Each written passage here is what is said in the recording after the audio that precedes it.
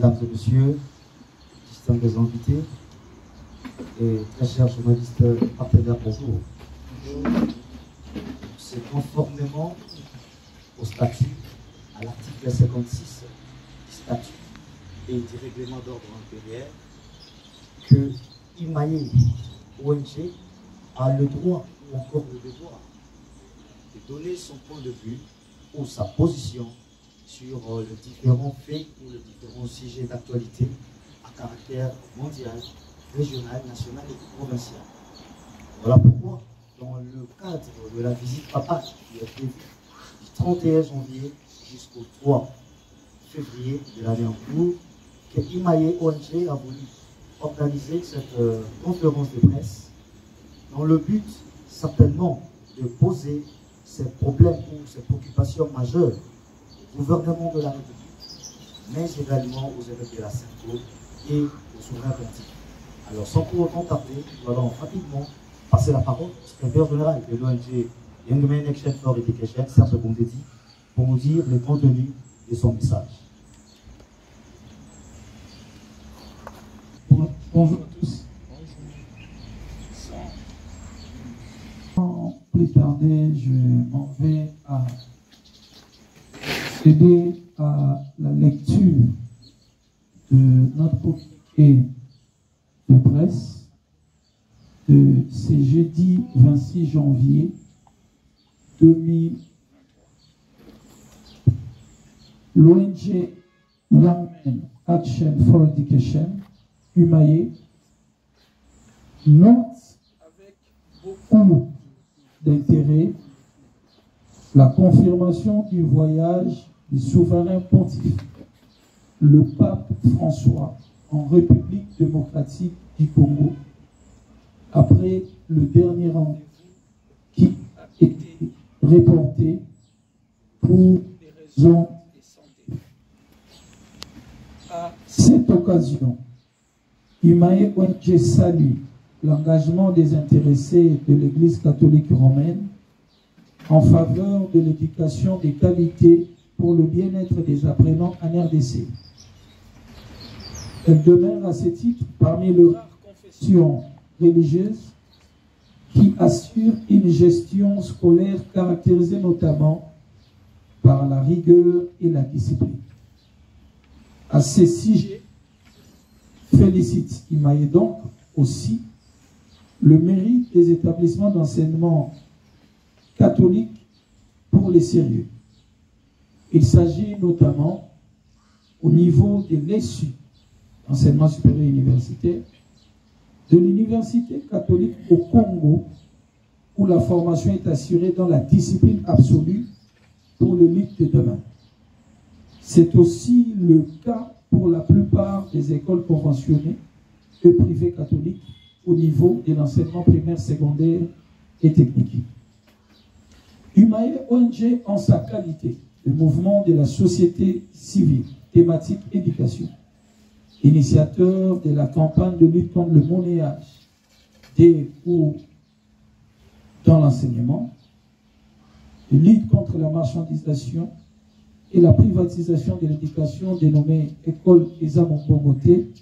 Attendez, l'école n'est pas un outil commercial, ayant pour mission la défense et la promotion de l'éducation comme droit reconnu à chaque individu et valeur universelle à protéger, attend par cette mission, à l'occasion du séjour de sa sainteté, le pape François en RDC, faire parvenir à travers la presse tant nationale qu'internationale de préoccupations ci-dessous qui sont destinées au gouvernement, aux évêques de la Sainte-Côte, ainsi qu'aux souverains pontifes dont voici.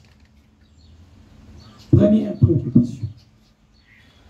Nécessité d'examiner afin d'améliorer certaines dispositions protocolaires qui sont ou seront éventuellement prises, étant donné que priver l'accès à l'école ou à l'université aux enfants ou aux étudiants selon les cas, à l'occasion de la visite papale, est une violation du droit à l'éducation. À cet effet, Imaye ONG rappelle au gouvernement et au Saint-Siège le principe universel de la primauté de l'intérêt supérieur de l'enfant, dont ils ne peuvent en aucun cas se sentir dédouanés. Deuxièmement, l'utilité pour l'Église catholique romaine, partenaire social important, compte tenu des risques éventuels que certaines des dispositions des accords spécifiques signés avec le gouvernement congolais comportent notamment celles ayant pour nature et ou conséquence de renforcer la privatisation de l'enseignement et la marchandisation de l'éducation en RDC, sur pas d'annuler, de revoir et ou d'améliorer ces accords spécifiques en vue de tenir compte des risques d'aggravation des privatisations et de marchandisation, principale cause des discriminations et des inégalités dans l'éducation.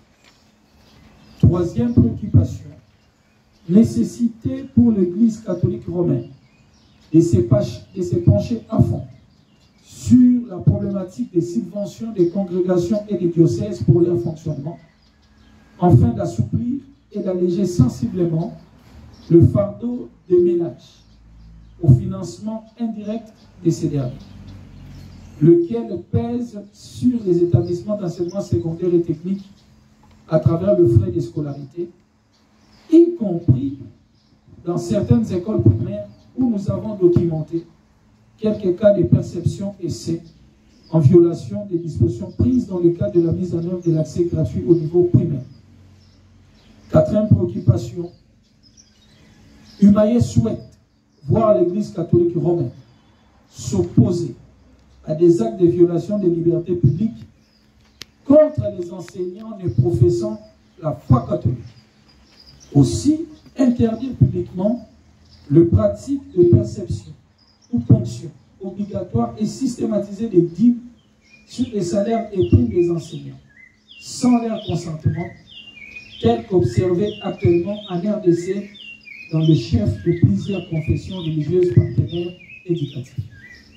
Cinquièmement, voir à nouveau l'Église catholique romaine relancer les investissements dans les écoles privées catholiques telles qu'observées dans certaines paroisses et dans l'enceinte de certaines grandes écoles publiques conventionnées morcelées pour cette fin. 6. Dans la même optique, Humaye souhaite voir l'Église catholique romaine, fort de son engagement pour le bien-être des vulnérables, soutenir l'expansion et le développement de la formation professionnelle et métier par la construction des centres de formation professionnelle à travers toute l'étendue du territoire national de la RDC, avec un accent particulier dans des zones de conflit. Avant-dernière, 7. Voir l'Église catholique romaine s'organiser davantage en vue de procéder aux sanctions sévères contre certains religieux qui bafouent l'autorité établie, tant au niveau de l'Église que vis-à-vis de l'État, pouvoir organisateur de l'enseignement en RDC, excelle dans le mépris et violation des instructions officielles que dans les actes de violation du droit à l'éducation. Enfin, 8. Voir le pape interpeller certains responsables locaux de l'Église et impliqués dans la gouvernance scolaire à des différents niveaux, dans des pratiques relatives à potentialiser, à marchander et ou à privatiser d'une part l'éducation et d'autre part des espaces scolaires et terrains d'école à des fins autres que pour celles que ces espaces ont été régulièrement acquis. De ce qui précède, Humaye ONG envisage la possibilité et la nécessité d'organiser des manifestations publiques dans des sit-ins et autres activités pendant les séjours du pape à Kinshasa, et c'est dans les différents sites où les activités sont prévues en vue de faire attendre sa voix. Fait à Kinshasa le 26 janvier 2023. Merci. Merci de bien vouloir applaudir. Alors nous passons maintenant à l'étape de questions-réponses. Par rapport au contenu du message du secrétaire général, étant professionnel des médias, si vous avez certaines questions à poser, on commence par série de 4 questions. La première personne qui pose des questions, et puis le CG va répondre. et s'il y aura également nécessité de revenir à la deuxième série de questions. Merci. Merci.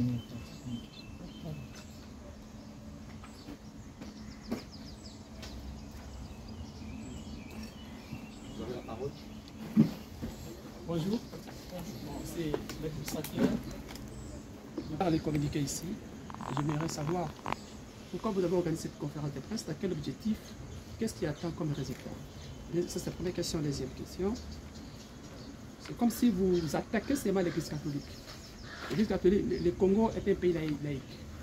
Si l'Église catholique a interdit ses élèves de ne pas assister à l'école, c'est un problème privé. C'est comme par exemple un papa, une famille a perdu l'un des leurs, il dit à ses enfants de ne pas aller à l'école. C'est-à-dire, vous voulez maintenant, comme si ce sera sur toute l'étendue de la République, particulièrement dans la capitale de Kinshasa, qu'il n'y aura personne qui sera à l'école. L'école islamique, les élèves vont à l'école. L'église Kimbangwis vont aller à l'école, sauf l'église catholique. Je ne sais pas si vous avez se renseigner là-dessus. Troisième question, vous dites que vous allez faire l'ICT. Vous ne voyez pas que 90% de la population congolaise est catholique. Si vous osez cet acte, c'est comme si vous sabotez Saint-Pierre, comme nos amis catholiques disaient. Je dis, je vous remercie.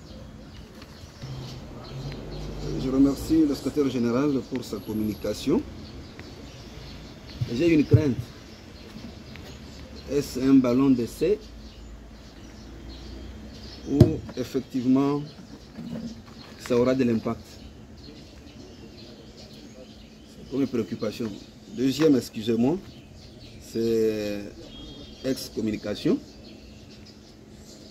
Je pensais peut-être que vous pourriez aborder certains points d'actualité aujourd'hui qui fâchent.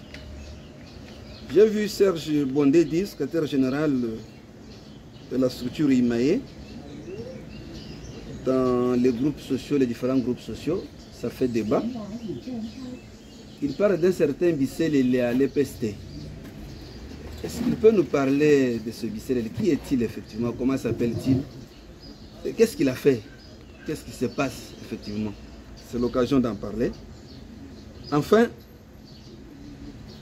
vous auriez pu demander, vous, IMAE, une somme de 40 millions, est-ce de francs congolais ou de dollars, au ministre de l'EPST dans le dossier des syndicats. Est-ce que nous pouvons en savoir quelque chose? Parce que ça fait aussi débat. Merci. Oui, merci pour les questions qui nous ont été posées. Je crois que l'objectif est bien fondé des cités sont repris dans notre communiqué. Dans quelques heures ou dans quelques jours, le pape sera à Kinshasa. C'est le numéro 1 de l'Église catholique romaine. Et nous avons très bien circonscrit que c'est à cette occasion que nous avons donc organisé cette conférence de presse comme organisation partenaire éducatif, mouvement de la société civile thématique éducation, pour exprimer nos préoccupations. On ne s'attaque pas à l'Église catholique, nous avons posé des préoccupations elle est parmi les partenaires, les 12 partenaires éducatifs repris dans la loi. Et nous avons pour mission la défense de l'éducation. Et dans le cadre de mise en œuvre des activités du partenaire éducatif, Église, il y a certains actes, certains faits qui dérangent la mise en œuvre, l'exercice ou l'application du droit à l'éducation. C'est pourquoi nous posons ces problèmes et ce n'est pas aujourd'hui. Nous avons toujours posé, et je crois, il n'y a pas plus tard que maximum 2 semaines, vous avez vu qu'il m'avait accompagné le ministre de l'EPST à l'école primaire et maternelle Lissanga, qui relève de l'église protestante sur la question d'occupation de l'espace scolaire. Donc ce n'est pas une fixation, mais Imaye pose des préoccupations à l'occasion de l'arrivée du pape. Est-ce que le fait pour l'Église de décider sur le maintien des enfants, c'est quand même une question de grande responsabilité. Vous savez, l'éducation est érigée parmi les droits inaliénables. Et par l'éducation, nous offrons la possibilité à tous les enfants d'avoir les mêmes chances de réussite. L'éducation s'exerce d'abord et avant tout à l'école.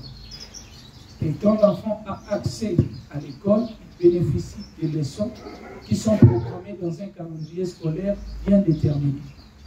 Et s'il faut priver les enfants des leçons pendant 4 jours à l'occasion de la visite du pape, effectivement, là nous violons le droit d'accès à l'école des enfants et au nom de la visite du pape.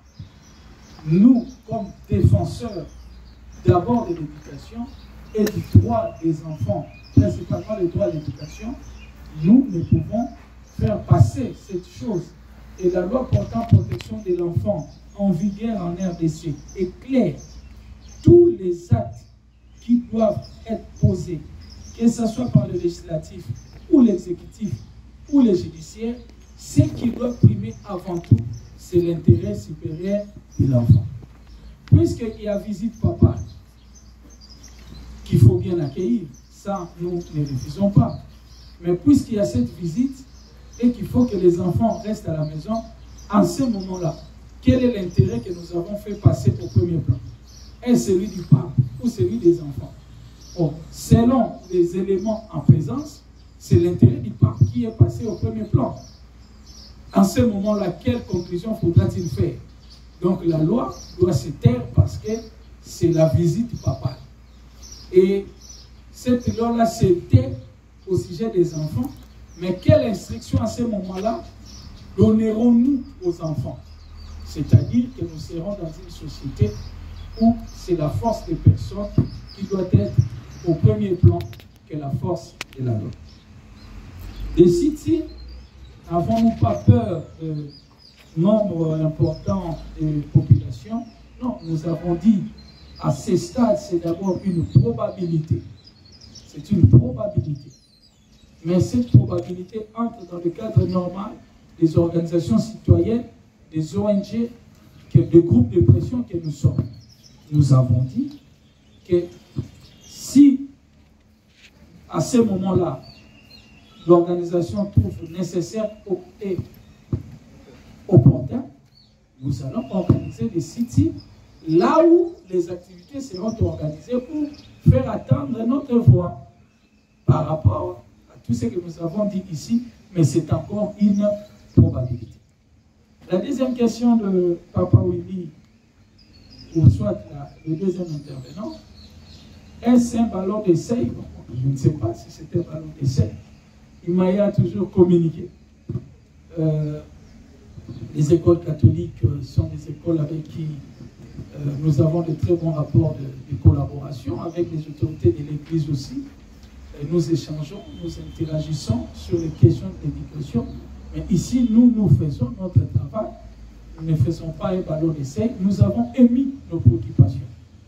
Parce que nous savons qu'il est peut-être difficile que Imaye soit reçu, comme ça a toujours été le cas, la marginalisation, mais du moins, à travers vous, la presse, nous puissions émettre notre point de vue. Donc, il n'y a aucun ballon d'essai que Imaye est en train de faire. Vous êtes revenu sur les questions d'actualité. Bon, je pense que peut-être si vous organisez un plateau, je pourrais répondre à toutes ces questions. Bon, vous savez toujours, Imaye a une méthodologie d'apostropher pour pouvoir susciter des débats.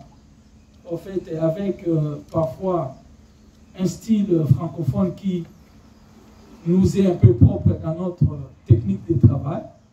Et je crois que dans un cadre beaucoup bien précis, je vais répondre à ces questions d'un certain Bon, la question de 40 millions, bon, vous savez, même moi je m'étonne sur ces chiffres. Si c'est ce que le ministère décide de nous donner, nous pensons que c'est trop peu. Parce que rien qu'ici, au niveau de Burkina Faso, il y a des organisations qui reçoivent jusqu'à 120 000 $ de subventions. Pas pour la mise en œuvre des activités, mais pour des appuis institutionnels. Mais nous sommes en République démocratique du Congo. Il semblerait qu'on donne, même à ceux qui torpillent la gratuité, mais celles qui font le monitoring pour que la gratuité marche, on ne donne rien. Mais nous, on a posé, je crois qu'il y a 1 mois ou 2 mois déjà, où on a introduit notre demande de subvention. Ce n'est pas seulement pour Imaye, on a fait une demande pour les organisations de la société civile, les ONG du secteur éducatif. Mais ce qu'Imaye a demandé, c'est beaucoup plus salé que le fameux 40 millions de francs congolais. Si c'est ça le montant, en tout cas, c'est trop peu. Mais nous demandons, ces 40 millions sortaient d'où? Voilà, bon, les autres points, je crois que ce sont des vacances. Vous savez, lorsque vous êtes un élément parfois dérangeur pour le mafieux utilise parfois des boucliers et qui parfois ne savent pas ce qu'ils doivent faire. Et nous sommes... Paragraphe, vous lancez un appel à l'Église romaine d'interdire publiquement les pratiques des perceptions par les chefs religieux des dîmes sur des salaires et primes des enseignants sans leur consentement. Avez-vous de preuves tangibles face à cette accusation? C'est tout comme question. Oui, bonjour monsieur Serge. Moi c'est Israël Mkoui, du journal La Prospérité. Ma question c'est de savoir, par rapport à ces différentes interdictions, ce n'est pas aussi bien pour la sécurité du pape. C'est une fonction de dîme. Je crois qu'il y a même, pour ne pas vous donner trop d'exemples, il y a même une note circulaire du ministre national de l'EPST adressée aux religieux d'éviter cette pratique. Vous avez les Kassonlégions dans le Maniema, dans le Nord Kivu, dans les sites Kivu, ici à Bandundu, dans les grands Bandundu, au niveau des Tanganyika, Imaye à 24 secrétariats provinciaux à travers le pays qui sont très actifs. Nous avons des points focaux territoriaux de jeunes très actifs et nous avons même documenté des cas de suspension. Je peux vous citer le cas à Bukavu, où moi-même j'étais présent lors de mon avant-dernier voyage à Bukavu, où le prophète a suspendu un coordinateur. Et lors de mon dernier voyage dans le sud Kivu, j'ai même participé à une séance de travail où on était en délégation et cette question avait refait surface. Donc c'est une question majeure qui dérange effectivement le système. Mon ami Israël a parlé des questions de sécurité. Bon, nous pensons, ce sont les évidences. Ce sont les évidences. La loi dit, et nous tenons sur ces évidences. La loi dit que c'est l'intérêt supérieur de l'enfant qui doit prier. Est-ce le gouvernement et le Saint-Siège, je ne sais pas, la masse apostolique, étaient limités en termes de réflexion pour pouvoir considérer cet aspect des choses? Garder les enfants 4 jours à la maison, mais vous savez que nous héritons derrière une situation post-Covid très dramatique. Cette situation dérange toutes les organisations internationales, toutes les organisations soucieuses de l'éducation des enfants. Nous connaissons de sérieuses difficultés que même le secrétaire général des Nations Unies a qualifié d'un problème de génération. Depuis 2020, les années scolaires, suite à Covid, ne se sont pas organisées comme elles se devaient. Et heureusement, cette année, il n'y a pas eu de problème de grève à la rentrée, mais il y a toujours des périodes ou des mouvements, des arrêts, des apprentissages suite à des mouvements de revendication. Vous avez suivi depuis la reprise des activités scolaires cette année, il y a eu quelques soucis, mais en cela, il faut encore ajouter 4 jours d'arrêt de cours parce qu'il y a visite papale. Nous ne sommes pas contre les dispositions qui peuvent être prises dans le cadre de la visite papale. Sa sécurité, c'est une personnalité de très haute importance. Ça, nous ne pouvons pas le nier, mais nous disons qu'il faut tenir compte de l'intérêt supérieur de l'enfant. Voilà pourquoi nous avons dit qu'il faut que ces dispositions soient améliorées pour tenir compte de cet aspect des choses. C'est ça.